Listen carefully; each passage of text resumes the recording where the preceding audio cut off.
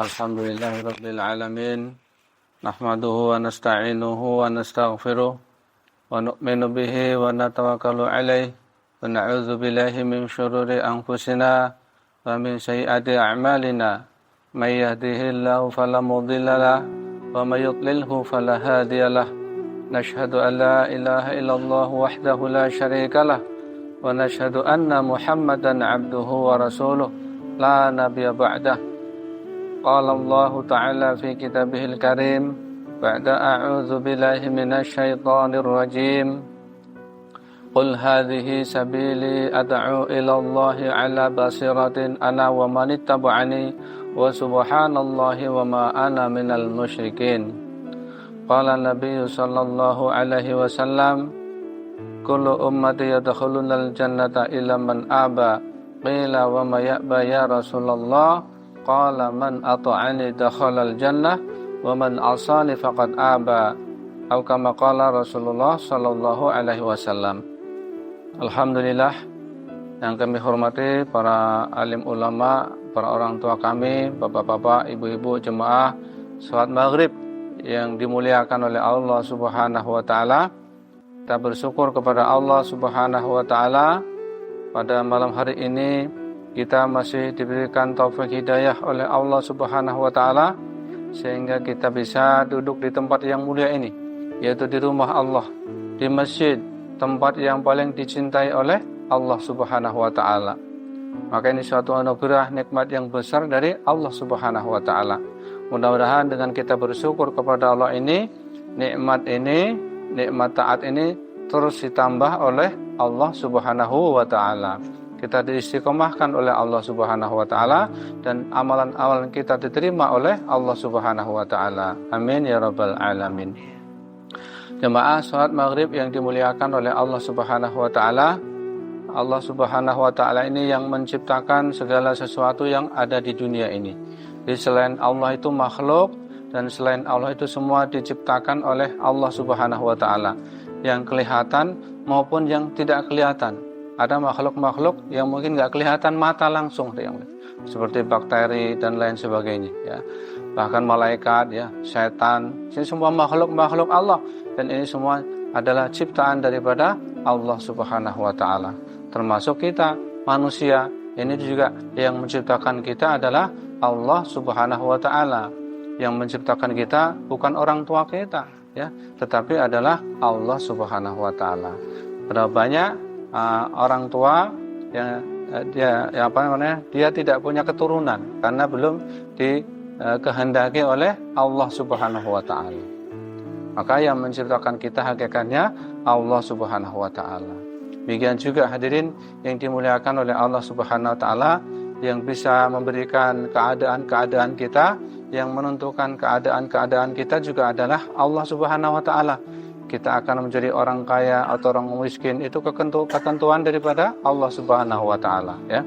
Kita akan menjadi rakyat atau jadi pejabat itu ketentuan daripada Allah Subhanahu wa taala. Kita akan jadi laki-laki atau wanita itu ketentuan dari Allah Subhanahu wa taala. Kita akan jadi pedagang atau jadi pegawai atau jadi petani, itu juga ketentuan dari Allah Subhanahu wa taala. Jadi semua yang terjadi ini semua nggak ada yang bukan kebetulan, tapi sudah ditakdirkan oleh Allah Subhanahu wa ta'ala. Termasuk kita, bahagia kita, kesenangan kita, ini juga hakikatnya yang menentukan adalah Allah Subhanahu wa ta'ala, ya. Jadi apa-apa keadaan benda-benda di rumah kita ini tidak bisa mendatangkan kebahagiaan. Yang bisa mendatangkan kebahagiaan adalah Allah Subhanahu wa ta'ala. Berapa banyak, ya, orang yang menangis.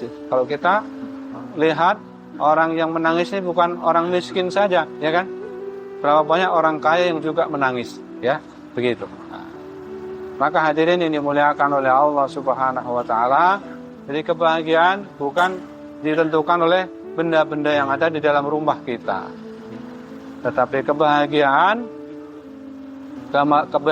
manusia yang menentukan adalah Allah Subhanahu wa taala. Begitu hadirin yang mulia. Pertanyaannya, kapan Allah Subhanahu wa taala akan memberikan kebahagiaan kepada kita, ketenangan kepada kita? Maka Allah Subhanahu wa taala telah memberitahu dalam Al-Quran, man amila solehan min zakarin aw unsa wa huwa mu'min falanuhyiyannahu hayatan thayyibah. Barang siapa beramal soleh, ya kan, kemudian dia beriman kepada Allah, laki-laki maupun wanita, maka baginya akan diberikan kehidupan yang baik. Ini janji Allah Subhanahu wa ta'ala, kehidupan yang baik, bukan dengan banyaknya harta. Kehidupan yang baik bukan dengan tingginya jabatan, tidak, tidak yang mulia. Tapi Allah akan berikan kehidupan yang baik dalam kehidupan manusia ketika dia mau beriman dan beramal soleh. Maknanya mau taat kepada Allah Subhanahu wa ta'ala, mau mengamalkan agama. Ini ukurannya, hadirin yang mulia. Bahkan kalau kita dengar sejarah, ya, baginda Rasulullah SAW ini ya biasa aja, ya, bajunya sederhana, rumahnya sederhana, kendaraannya sederhana, makanannya sederhana. Bahkan sering kita dengar Pak Kiai ceramah, sehari lapar sehari makan. Ini keadaan baginda Rasulullah SAW, orang yang nomor satu kemuliaannya di hadapan oleh Allah Subhanahu wa ta'ala. Ini hadirin. Maka Bapak hadirin yang dimuliakan oleh Allah Subhanahu wa ta'ala, ayat yang lain Allah berfirman, wa may yuti'illaha wa rasulahu faqad faza fawzan 'azima. Siapa yang taat kepada Allah, taat kepada Rasulnya, maka baginya akan diberikan kesuksesan yang besar. Fawzan 'azima, sukses yang agung, sukses yang besar. Ini Allah sendiri yang menyatakan. Kalau kita taat kepada Allah, taat kepada Rasulnya, akan diberikan sukses yang besar, ya. Maka hadirin yang dimuliakan oleh Allah Subhanahu wa ta'ala, kita jangan salah mengatakan, jangan salah berkata, jangan salah persepsi. Kita sering mengatakan, oh si fulan sukses, oh si fulan sukses, si fulan sukses, melihat dari keduniaannya. Jangan sampai salah, ya. Ini kata-kata yang tidak tepat bagi orang yang imannya lurus kepada Allah Subhanahu wa ta'ala. Kata Allah, yang sukses, yang berjaya adalah kalau dia betul ketaatannya kepada Allah Subhanahu wa ta'ala. Ini orang-orang yang sukses, tidak melihat latar belakangnya. Apakah dia petani, apakah dia pedagang, apakah dia pegawai, apakah dia pejabat, apakah dia rakyat, ya kan? Orang kota, orang desa, dokter, apa saja, ada yang mulia. Pokoknya kalau dia taat kepada Allah, itu ada janji Allah akan berikan kesuksesan yang besar, ya, kesuksesan yang agung di dunia maupun di akhirat yang selama-lamanya, ya. Sampai hadirin yang mulia, ulama menggolongkan manusia ini menjadi 4 bagian. Ada orang yang di dunia ini diberikan mungkin nikmat kekayaan oleh Allah Subhanahu wa ta'ala.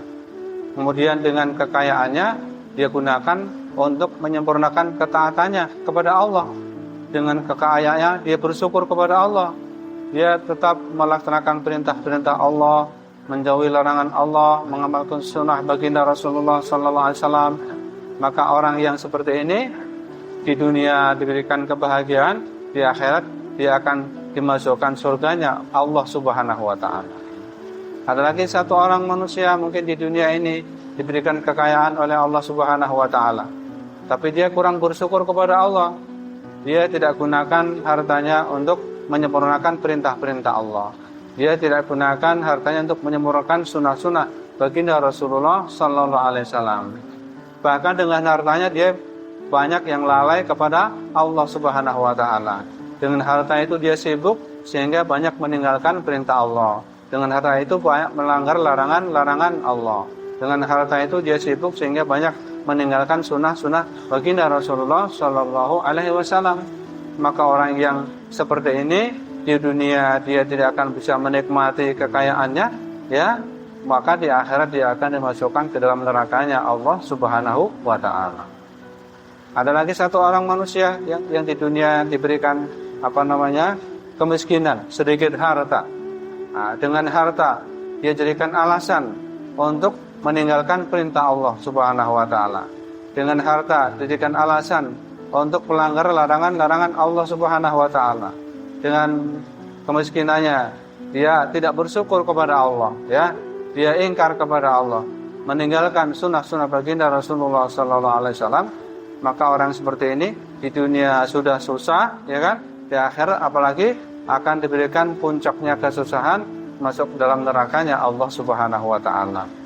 Satu lagi golongan manusia, ya, ketika di dunia diberikan kemiskinan, tapi dengan kemiskinan itu yang diberikan Allah, dia ridho dengan ketentuan Allah, dia bersabar, ya, atas ketentuan Allah itu, maka dia sabar, dia tetap bersabar dengan kemiskinannya, dia melaksanakan perintah Allah, dengan kemiskinannya dia meninggalkan larangan-larangan Allah, dengan kemiskinannya dia tetap belajar, berusaha mengamalkan sunnah-sunnah baginda Rasulullah SAW.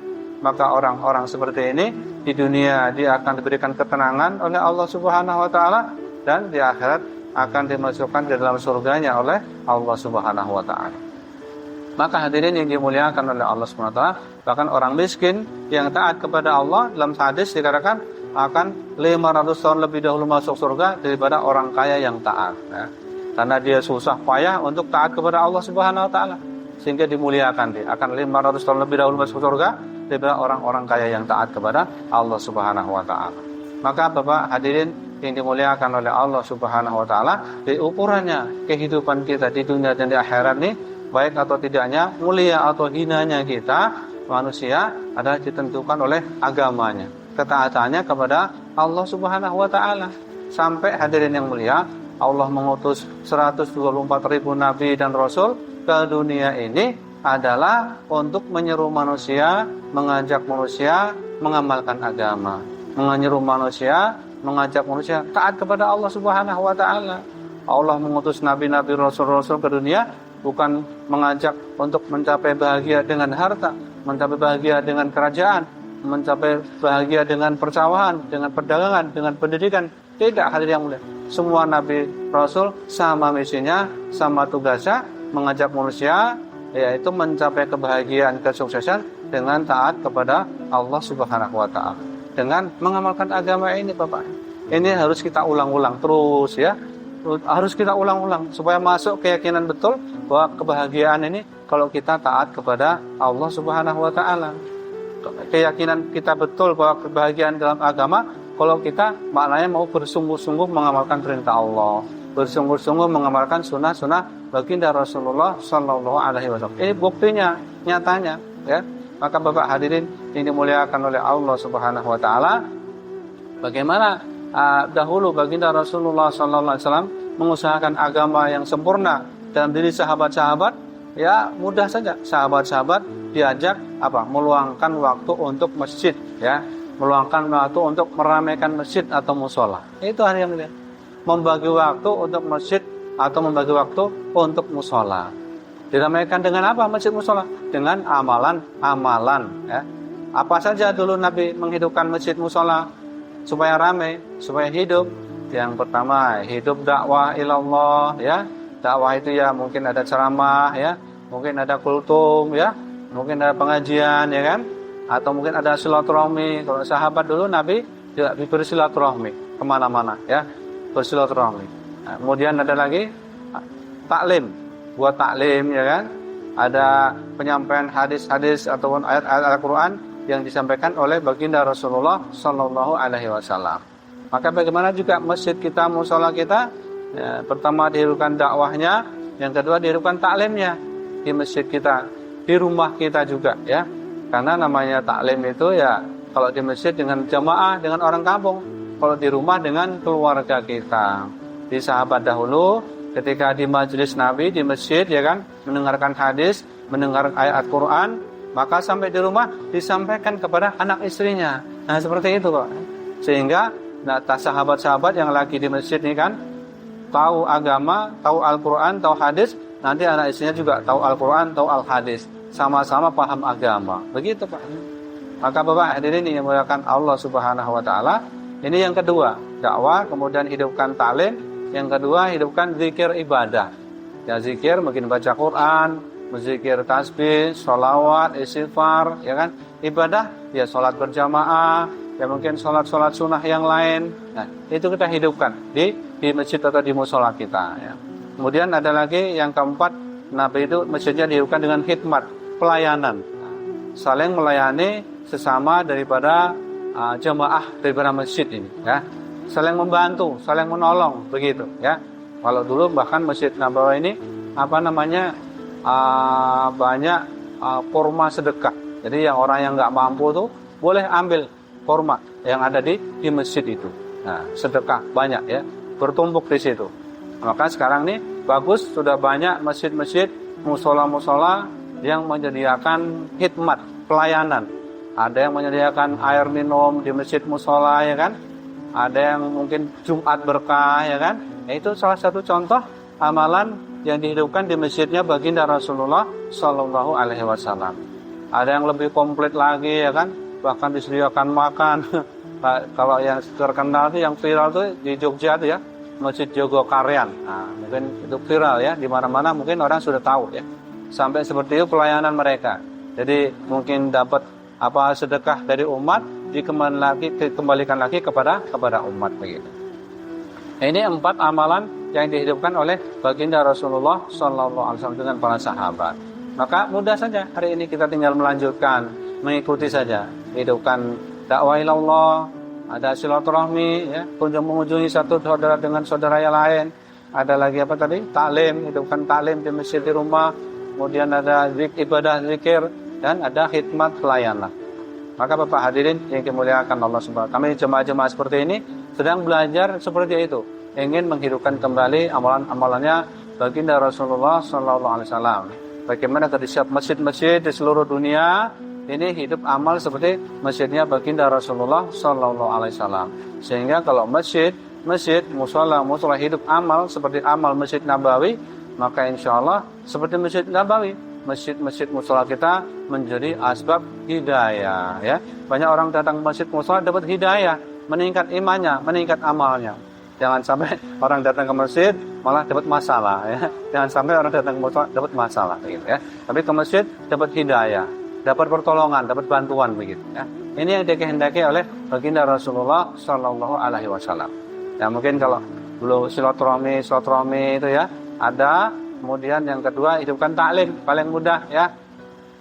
Taklim itu adalah makan rohani kita setiap hari. Bagaimana rohani kita juga dikasih makan supaya rohani kita sehat. Kalau rohani kita sehat, ya tandanya apa? Kita semangat mengamalkan perintah Allah, semangat mengamalkan sunnah-sunnah baginda Rasulullah Sallallahu Alaihi Wasallam. Seperti jasad kita perlu makan. Kalau makannya kurang, maka jasad kita akan lemah. Akhirnya lemah untuk beraktivitas, berat untuk bekerja, ya kan? Berat untuk ke sawah, ke toko, ke kantor dan sebagainya. Nah, seperti itulah hadirin yang dimuliakan Allah Subhanahu wa taala. Pentingnya kita hidupkan taklim, yaitu kita bacakan hadis atau ayat Quran untuk menyerami rohani kita, ya, menyemangati rohani kita, menyemangati meningkatkan iman kita, sehingga kita bersemangat mengamalkan perintah Allah, bersemangat mengamalkan sunnah-sunnah baginda Rasulullah Sallallahu Alaihi Wasallam. Dulu Nabi itu taklim bukan seminggu sekali, bukan sebulan sekali, tetapi setiap hari yang mulia di masjid, di musola ataupun di rumahnya. Maka bagaimana hari ini masjid-masjid, musola di seluruh dunia ini hidup taklim setiap hari, walaupun satu hadis ya. Kita mendengarkan nasihat dari Allah, nasihat dari Nabi supaya kita ini kemana-mana pergi karena sudah mendengar nasihat Nabi, nasihat dari Allah, kita akan bisa menjaga perintah Allah, bisa menjaga sunnah-sunnah baginda Rasulullah Sallallahu Alaihi Wasallam. Begitu yang sama juga di rumah kita setiap hari kita hidupkan taklim dengan keluarga kita, supaya keluarga kita juga bersemangat mengamalkan perintah Allah, supaya keluarga kita bersemangat mengamalkan sunnah-sunnah baginda Rasulullah Sallallahu Alaihi Wasallam. Kalau di rumah kita hidup taklim, maka apa? Yang datang malaikat. Ya. Kalau datang rumah kita malaikat, maka keluarga kita insya Allah mudah ketularan sifat malaikat, yaitu sifat taat kepada Allah Subhanahu wa taala. Sehingga kalau hidupkan taklim, nanti keluarga kita mudah diajak taat kepada Allah Subhanahu wa taala. Jadi kalau tidak ada suasana agama di rumah kita, di antaranya tidak hidup taklim, tidak ada baca Quran dan lain sebagainya, ya kan? Maka yang datang ke rumah kita ini bukan malaikat tapi setan, ya kan? Sehingga nanti keluarga kita mudah ketularan sifat setan. Sifatnya mudah lalai kepada Allah, mudah meninggalkan perintah Allah, mudah meninggalkan sunnah-sunnah baginda Rasulullah Sallallahu Alaihi Wasallam. Bapak yang dimuliakan Allah SWT, insya Allah nanti di musola itu, di masjid ini kita niatkan untuk dilanjutkan kembali, dihidupkan kembali taklim Katanya dulu sudah pernah hidup taklim ya, tinggal dilanjutkan lagi. Setiap hari, walaupun satu hadis. Nah, kalau lebih lama lebih bagus, tapi tergantung kesiapan kita. Dimusyawarahkan saja setiap hari mau satu hadis atau 2 hadis ya. Nanti tinggal dibuat setiap hari. Siapa saja boleh membaca. Nah, siapa saja boleh membaca ya. Nanti bergantian. Hari ini siapa, besok siapa dan seterusnya. Supaya kalau yang satunya nggak ada, bisa ada yang backupin, ada yang gantiin begitu ya. Kalau Pak ini misalnya Pak Latif lagi pergi, nah yang ada bisa menggantikan begitu. Sehingga istiqomah, hidupkan taklim, istiqomah setiap hari mendengarkan firman Allah, istiqomah setiap hari mendengarkan hadis-hadis baginda Rasulullah Sallallahu Alaihi Wasallam. Insya Allah nanti habis sisa akan dimulai ya. Nanti Pak Latif insya Allah akan mulai taklim. Nanti hari-hari berikutnya supaya dilanjutkan kembali. Nanti diarahkan, dimusyawarahkan bergantian satu dengan yang lain supaya semua bisa istiqomah tadi. Ya mungkin demikian saja ya yang bisa saya sampaikan. Ada kebenarannya itu semata dari Allah Subhanahu Wa Taala. Ada kesalahannya itu semata-mata kekhilafan dan kebodohan saya sendiri. Dan insya Allah mungkin kami besok sudah akan berpindah lagi ke masjid yang lain. Insya Allah pindahnya ke Papar ya, ke masjid KUA situ. Nah, maka kami mungkin sudah di sini sudah 3 hari. Kami sangat berterima kasih, diterima dengan baik, ditemani dengan baik, dilayani, dibantu dan sebagainya ya. Masya Allah, ini suatu amal yang besar. Ini contoh dari amal orang-orang Madinah dahulu. Ketika Nabi hijrah ke Madinah, maka diterima orang-orang Madinah dengan baik, dibantu dan sebagainya, ditemani dan sebagainya ya. Sehingga tersebar hidayah dari Madinah ini ke seluruh dunia. Sampai disebut Madinah Al-Munawwarah, yang bercahaya, yang bersinar begitu. Maka demikian juga mudah-mudahan kerjasama kita, kami sebagai mujahirin Bapak Ansor menerima dengan baik, diridhoi oleh Allah Subhanahu Wa Taala, sehingga insya Allah menjadi asal hidayah. Nanti keturunan orang-orang kampung sini, keturunan kita semua ya, dijadikan Allah menjadi orang-orang yang taat kepada Allah, soleh, soleha, alim, alimah, mungkin hafiz, hafizah, dan seterusnya. Sehingga semua keturunan kita bisa mendoakan kita ketika kita sudah meninggal dunia nanti. Dan mungkin amal-amal Bapak mudah-mudahan kebaikan-kebaikan Bapak Ibu-Ibu di sini juga dibalas oleh Allah yang berlipat ganda. Nah, kami masih belajar banyak kekurangannya, kekhilafannya, kesalahannya, astagfirullahaladzim, mohon dimaafkan yang sebesar-besarnya. Mungkin itu saja. Nanti kita sempurnakan dengan doa kifaratul majlis. Subhanallahi wa bihamdihi, subhanakallahumma wa bihamdika, asyhadu an la ilaha illa anta, astaghfiruka wa atubu ilaik. Wassalamualaikum warahmatullahi wabarakatuh.